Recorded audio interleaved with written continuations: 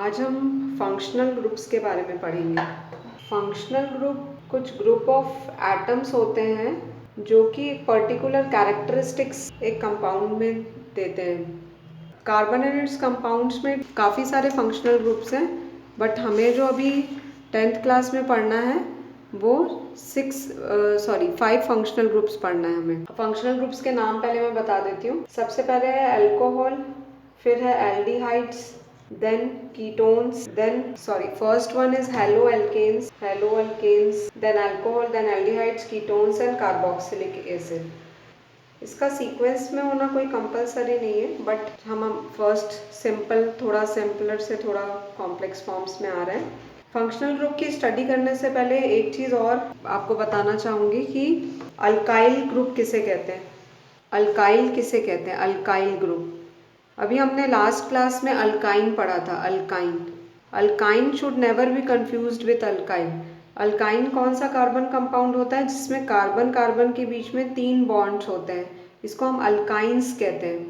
Alkyl group क्या होता है कि जब भी कोई एक हाइड्रोकार्बन है, एक सैचुरेटेड हाइड्रोकार्बन है, जैसे कि मीथेन, सपोज CH4 एक हाइड्रोकार्बन है, सैचुरेटेड हाइड्रोकार्बन। अगर मैं इसमें से एक हाइड्रोजन हटा दूं, ये था मीथेन, और अगर मैं इसमें से एक हाइड्रोजन हटा दूं तो अब इसका एक हैंड फ्री हो गया किसी से भी अटैच होने के लिए, तो ये कहलाएगा मिथाइल ग्रुप। इसको हम मिथाइल ग्रुप कहते हैं क्योंकि अभी ये किसी से अटैच हो सकता है। और मिथाइल ग्रुप को हम ऐसा लिखेंगे CH3 और एक इसका हैंड फ्री रखेंगे। वैसे ही अगर ये इथेन है C2H6 में अगर एक हाइड्रोजन हम हटा देंगे तो वो बन जाएगा C2H5। इसको हम बोलेंगे इथाइल ग्रुप।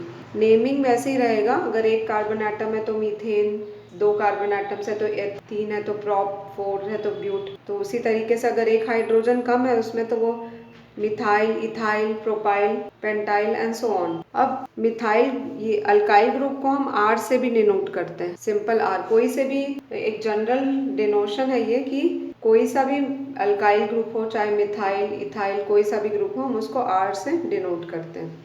तो अब हम देखते हैं डिफरेंट टाइप के फंक्शनल ग्रुप। सबसे पहला फंक्शनल ग्रुप है हेलोएल्केन्स या हेलोजन ग्रुप। हेलोजन एलिमेंट्स जो होते हैं वो हम क्लोरीन, फ्लोरीन, ब्रोमीन, आयोडीन को कहते हैं। तो क्लोरीन और ब्रोमीन अगर किसी भी अल्काइल ग्रुप में अटैच्ड है, CH3, और साथ में इसका एक हैंड खाली है और उसमें अगर क्लोरीन अटैच्ड है, तो ये हेलोएल्केन्स ग्रुप कहलाता है। ठीक है, तो इसका जनरल फॉर्मूला हो गया RCl। अच्छा, ये जो मिथाइल या इथाइल ग्रुप है, इसका एक जनरल फार्मूला अगर सोचें तो वैसे अल्केन का जनरल फार्मूला होता है CnH2n+2 रहता है। तो इसका जो जनरल फार्मूला होगा अल्काइल का, कोई से भी अल्काइल का, मिथाइल, तो वो ये होगा CnH2n+1, क्योंकि एक हाइड्रोजन चला गया तो +1 हो जाएगा ये अल्काइल ग्रुप का जनरल फार्मूला। आप साथ साथ में ये नाम रिपीट करते जाइए ताकि आपको लर्न भी होता जाए साथ साथ में। हाथों हाथ ही आप लर्न करते जाइए, अपने माइंड में दोबारा इसको रिपीट करते जाइए जो भी मैं बता रही हूँ। अब जैसे ये क्लोरीन और ब्रोमीन, कुछ भी चीज़ अगर अटैच रहेगी तो ये एक फंक्शनल ग्रुप बन जाएगा हेलोएल्केन्स का। मैंने एक टेबल बनाया है। ये जो टेबल है इसमें देखो, ये मीथेन है और उसके साथ क्लोरीन अटैच्ड है, तो इसका जो नेम करते हैं हम वो ऐसे लिखते हैं, क्लोरोमीथेन। अगर ये इथाइल ग्रुप है तो ये हो जाएगा क्लोरो इथेन, क्लोरो प्रोपेन और क्लोरो ब्यूटेन। इसका कुछ कॉमन नेम भी होता है। कॉमन नेम में हम ये चीज़ पहले बोलेंगे, methyl chloride, ethyl chloride, propyl chloride और ब्यूटाइल क्लोराइड। अगर इसकी जगह ब्रोमीन लगा होता तो हम कहते ब्रोमोमीथेन, ब्रोमोइथेन, ब्रोमोपेंटेन और ब्रोमोब्यूटेन। ठीक है, IUPAC नेम में हम क्लोरीन या ब्रोमीन को पहले बोलते हैं और फिर हम मीथेन, इथेन, जो भी ग्रुप अटैच्ड है वो बोलेंगे। कॉमन जब हम इसका नाम बोलेंगे तो methyl chloride, ethyl chloride, propyl chloride और ब्यूटाइल क्लोराइड, इस तरीके से बोलेंगे। ठीक है, तो एक बार इसको रिवाइज कर लेंगे तो तुरंत इसका नेमिंग समझ में आ जाएगी। इसको जनरली अगर हमें जनरल डिनोट करना होगा तो हम लिखेंगे RCl, मतलब कोई सा भी अल्काइल ग्रुप के साथ Cl, क्लोरीन या फिर ब्रोमीन अटैच्ड है। तो ये हो गया हमारा हेलोएल्केन ग्रुप। अब हम देखते हैं अल्कोहल। अल्कोहल में किसी भी अल्काइल ग्रुप के साथ, जैसे एक हाथ इसका खाली हुआ तो इसमें हो जाता है अटैच OH। तो हम इसका जनरल फॉर्मूला लिखेंगे ROH। हाइड्रोक्सिल ग्रुप कहते हैं इसको। OH को क्या कहते हैं? हाइड्रोक्सिल। हाइड्रोजन और ऑक्सीजन, हाइड्रोक्सिल ग्रुप इसमें अटैच हो जाता है। इसका अब नेमिंग किस तरीके से होता है? इसके नेमिंग में हमको सफिक्स लगाना होता है ऑल सफिक्स लग जाता है। ऑल सफिक्स मतलब जैसे अगर ये मीथेन है तो मीथेनॉल बन गया है। CH3OH क्या बन गया? मीथेनॉल। अगर ये इथाइल ग्रुप होता तो ये बन गया इथेनॉल। इस तरीके से अगर हम टेबल में देखेंगे तो अल्कोहल ग्रुप में CH3OH मीथेनॉल, इथेन है, कार्बन 2 है, इथेनॉल, प्रोपेनॉल, ब्यूटेनॉल, ठीक है। और कॉमन नेम में methyl alcohol, ethyl alcohol, propyl alcohol, butyl alcohol. हाथों हाथ इसको लर्न कर लीजिए कि OH ग्रुप अटैच्ड होता है, जब हाइड्रोक्सिल ग्रुप अटैच होता है तो वो अल्कोहल होता है, और इसको हम इसके फंक्शनल ग्रुप में methane plus all, methanol, ethanol, propanol, इस तरीके से हम उसका नेमिंग करते हैं, ठीक है। Then comes aldehyde group. Aldehyde group में कार्बन के साथ डबल बॉन्ड O होता है और हमारे 2 हाथ रहे। एक्चुअली हम एल्डिहाइड्स को लिखते हैं CHO और यहाँ पे R, ये इसका जनरल फॉर्मूला होता है।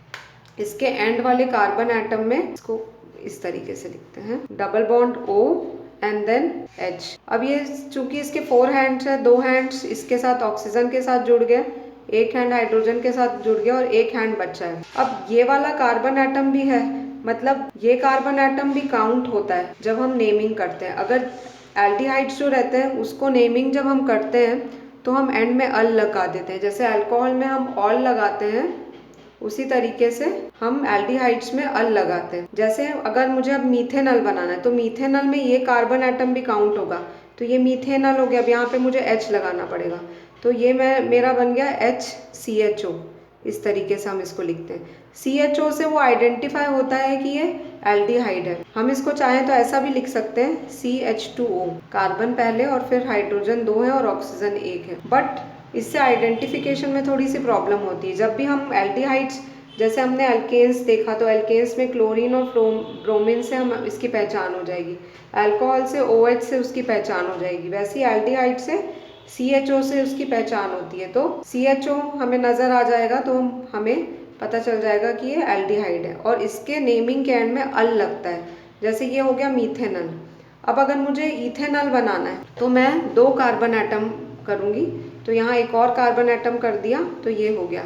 तो इसका फॉर्मूला बन गया CH3CHO। देखो इसमें जनरली एक कन्फ्यूजन होता है बच्चों को कि यहाँ पे वो ये वाले C पे कॉन्सेंट्रेट करते हैं, उनको लगता है एक कार्बन एटम है तो इसको ये मीथेनॉल कहते हैं। बट तुमको ध्यान रखना है कि ये 2 कार्बन एटम है, इसलिए ये इथेनॉल हुआ, ठीक है। अब यहाँ पे इसका टेबल देखते हैं हम एल्डिहाइड्स का। एल्डिहाइड्स के टेबल में ये देखो HCHO मीथेनॉल, CH3CHO इथेनॉल, ये 2 कार्बन एटम, फिर ये 3 कार्बन एटम। अब यहाँ पे देखो मैंने कैसे लिखा हुआ है CH3CH2CHO प्रोपेनॉल। मैं एक मिनट बताती हूँ इसको स्ट्रक्चर से। देखो अब जैसे मुझे सपोज इथेनॉल बनाना है, सॉरी प्रोपेनॉल बनाना है अगर मुझे, तो मीथेन, इथेन, प्रोपेन हो गया ये 3 कार्बन एटम, इसमें डबल बॉन्ड O से ऑक्सीजन अटैच कर दिया और ये हाइड्रोजन अटैच कर दिया, और ये सब में कार्बन हाइड्रोजन अटैच हो गए, ठीक है। तो ये मेरा प्रोपेनॉल बन गया। इसका नेमिंग, इसको जो हम लिखते हैं तो मैं 2-3 तरीके से लिख सकती हूँ। एक तो ये CHO में अलग लिख लूँ ताकि मुझे वो एल्डिहाइड आइडेंटिफाई हो जाए CHO, और फिर मैं लिख सकती हूँ C2H5 CHO, ये है, ये प्रोपेनॉल है, 3 कार्बन एटम है। जनरली लोग ये वाला देख के इसको इथेनॉल बोल देते हैं क्योंकि कार्बन 2 दिख रहा है उनको, बट ये प्रोपेनॉल है, ठीक है। अब एक तो ये तरीका हो गया। इसको इस तरीके से भी हम लिख सकते हैं CH3CH2CHO, CH3CH2CHO, ऐसा भी लिख सकते हैं हम इसको। और इसको हम ऐसा भी लिख सकते हैं, 3 कार्बन एटम है तो C3H कितने हो गए, 1 2 3 4 5 6 और ऑक्सीजन 1। बट इस तरीके से लिखने पे हमें वो एल्डिहाइड आइडेंटिफाई नहीं होता। अभी मैं तुम लोगों को जब कीटोन्स बताऊंगी तो मैं तुम लोगों को और क्लियर हो जाएगा कि हम इस तरीके से क्यों नहीं लिखते, बट तुम्हें ये पता होना चाहिए कि हम ऐसा लिख सकते हैं, क्योंकि एग्जाम के क्वेश्चन में इस तरीके का दे सकता है वो, ताकि तुम कंफ्यूज हो जाओ, बट तुम दूसरी हिंट से समझ जाओगे कि वो क्या है, एल्डिहाइड्स है कि कीटोन्स है कि अल्कोहल है। ठीक है, अदरवाइज आइडेंटिफिकेशन के लिए एंड में OH रहता है, इसके CHO रहता है। ठीक है, तो ये 3 तरीके नेमिंग के याद रखना है। You can watch this video again and again. अगर तुम्हें कोई भी चीज़ में ध्यान नहीं रह रहा है बार बार, तो तुम इस वीडियो को बार बार देखो और बार बार इसको लर्न करने की कोशिश करो कि किस तरीके से हम इसका नेमिंग करते हैं, और थोड़ी बहुत प्रैक्टिस भी कर सकते हो तुम। अब नेक्स्ट है कीटोन्स। कीटोन और एल्डिहाइड्स एक दूसरे के आइसोमर्स हैं। इसका मतलब क्या है, अगर मैं उसका फॉर्मूला लिखूंगी कोई भी कीटोन का और एल्डिहाइड का, तो उसका एम्पिरिकल फॉर्मूला, जो इस तरीके का फॉर्मूला लिखा ना, वो तो सेम होगा, लेकिन उनका स्ट्रक्चरल अरेंजमेंट अलग अलग होगा। एल्डिहाइड्स में जो C में डबल बॉन्ड O होता है, वो एंड वाले कार्बन में होता है या स्टार्टिंग वाले कार्बन में, चेन के लास्ट या फर्स्ट एलिमेंट में होगा एल्डिहाइड्स में। लेकिन कीटोन में बीच वाले कार्बन एटम में C डबल बॉन्ड O होगा, ये आपको याद रखना है।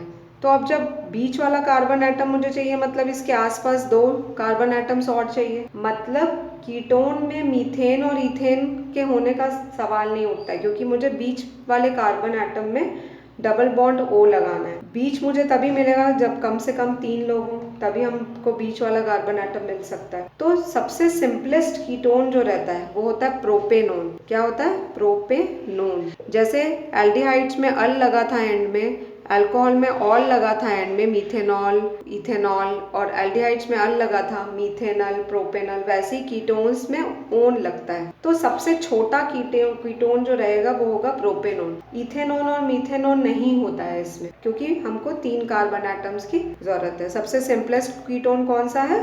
प्रोपेनोन। अब तुमने डबल बॉन्ड O लगा लिया। अब देखो, ये कार्बन एटम के चारों हैंड्स ऑक्यूपाई हो गए, ये कार्बन एटम के 3 हैंड्स बचे, इसमें 3 हैंड्स बचे, तो तुम्हारा फॉर्मूला बन गया CH3CO CH3, और ये प्रोपेनोन का फॉर्मूला बना। ठीक है, जब ये प्रोपेनोन का फॉर्मूला बना तो तुमको यहाँ पे बीच में CO देख के आइडेंटिफाई हो गया कि ये प्रोपेनोन है। अब इसको अगर मैं एज सच फॉर्मूला लिखूं तो ये बनेगा C3H6O। ये देखो, C3H6O। और अभी हमने एल्डिहाइड में भी प्रोपेनल बनाया था जब, ये देखो प्रोपेनल में भी वही सेम फॉर्मूला है, C3H6 और O। तो ये दोनों का इस तरीके से लिखा रहेगा तो हम आइडेंटिफाई नहीं कर सकते कि कौन सा कीटोन है और कौन सा एल्डिहाइड है। Therefore aldehydes and ketones are known as functional isomers of each other. But इस तरीके से हम लिखेंगे तो हमें पता चल जाएगा। अब प्रोपेनोन के बाद ब्यूटेनोन एक बना के देख लेते हैं। ब्यूटेनोन में 4 कार्बन एटम है, तो हम फर्स्ट और लास्ट कार्बन एटम को छोड़ के बाकी किसी भी कार्बन एटम में डबल बॉन्ड O लगा सकते हैं। मीथेन, इथेन, प्रोपेन, ब्यूटेन, आप कहीं पे भी डबल बॉन्ड O लगा लो और ये आपका ब्यूटेनोन। इसको आप ऐसे लिख सकते हो C3CO C2H5, या फिर आप इसको लिख सकते हो CH3CO CH2 CH3, किसी भी तरीके से आप लिख सकते हो। ठीक है, इस तरीके से लिख सकते हो। ठीक है, अब कीटोन में ओन लग जाता है, एंड में सफिक्स जो लगता है वो ओन लग जाता है। अब लास्ट फंक्शनल ग्रुप है हमारा कार्बोक्सिलिक एसिड। कार्बोक्सिलिक एसिड जो रहता है उसमें C डबल बॉन्ड O और एक में OH ये लगता है, तो ये हमारा हो गया कार्बोक्सिलिक एसिड। इस वाले में कितनी भी लंबी चेन हम बना सकते हैं। इसके एंड में ओइक एसिड लगाना होता है, इसके नेमिंग के टाइम पे हमें ओइक एसिड लगाना होता है। अब जैसे अगर मुझे मिथेनोइक एसिड बनाना है तो ये कार्बन काउंट होगा, इसमें मैं H लगा दूंगी, तो ये बन गया मिथेनोइक एसिड। HCOOH लिखते हैं, इसको क्या लिखते हैं? COOH को हमने लिखा CORR, और कार्बोक्सिलिक एसिड को इस तरीके से हम लिखते हैं। अब मुझे अगर इथेनोइक एसिड बनाना है तो एक कार्बन और अटैच कर देती हूँ, तो ये बन गया CH3COOH, ये बन गया इथेनोइक एसिड। मुझे प्रोपेनोइक एसिड बनाना है तो एक कार्बन और अटैच कर देती हूँ, तो ये बन जाएगा C2H5COOH, तो ये बन गया प्रोपेनोइक एसिड। एक बार हम इसको टेबल में देख लेते हैं। हमने एल्डिहाइड्स तक देख लिया था, अब हम देखते हैं कीटोन्स एक बार। और कीटोन्स में ये देखो, ये हो गया प्रोपेनोन, क्योंकि 3 कार्बन एटम से इसकी शुरुआत है। इसको हम कॉमनली एसीटोन कहा जाता है। अच्छा, एल्डिहाइड में भी फॉर्मेल्डिहाइड कहा जाता है मीथेनॉल को, फॉर्मेल्डिहाइड, एसिटल्डिहाइड, प्रोपेनॉन एल्डिहाइड। ठीक है, कॉमन नेम थोड़ा सा लर्न करना है, जो जो इम्पोर्टेंट है वो मैंने लिखा है, बस वो लर्न कर लेना। देन प्रोपेनॉन को acetone, butanone, ethyl methyl ketone, this is ethyl, this is methyl, sorry this is ethyl, this is methyl ketone. Then propyl methyl ketone, इस तरीके से हम इसका नेम करते हैं। तुम्हें मेन तो IUPAC नेम याद रखना है, कॉमन नेम एक बार फिर भी थोड़ा हम नहीं भी याद रखेंगे तो चलेगा, बट IUPAC नेम आपको याद रखना है। पेंटेनॉन, 1 2 3 4 5 कार्बन एटम्स, 1 2 3 4 5, तो pentanone. Then is the carboxylic acid. Carboxylic acid में देखो एक कार्बन एटम है, COOH है, तो मीथेनोइक एसिड। अगर इसका फॉर्मूला नहीं बने तो स्ट्रक्चर बना के जब हम बनाएंगे तो हमें इजीली बन जाएगा। फॉर्मिक एसिड कहते हैं, ये फॉर्मिक एसिड वही है जो हम एंट अगर हमें स्टिंग कर जाए, चींटी जब हमें काटती है तो वो ये वाला एसिड हमारी बॉडी में छोड़ती है, मीथेनोइक एसिड।